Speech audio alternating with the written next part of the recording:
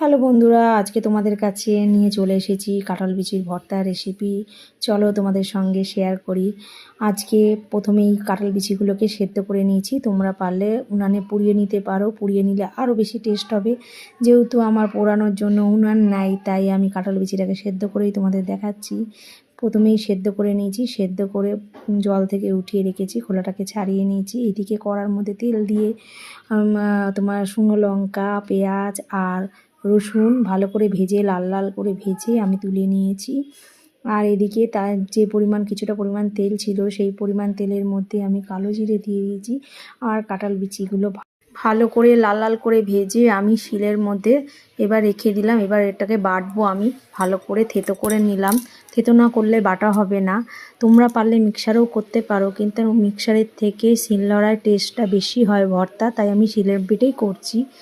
আর শিল বেটের ভর্তা খাওয়ার টেস্টটা দারুণ, তোমরা একবার শিলে বেটে দেখতে পারো। আর এদিকে আমি পেঁয়াজ লঙ্কা ভালো করে মেখে আমি ভর্তাটাকে ভালো করে মেখে নিলাম।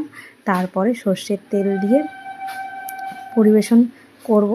খেতে দারুণ হয়েছে, তোমরা একবার অন্তত করে দেখো। ভর্তাটা কিন্তু দারুণ। কেমন লাগলো রেসিপিটা তোমরা কমেন্ট করে জানিও প্লিজ।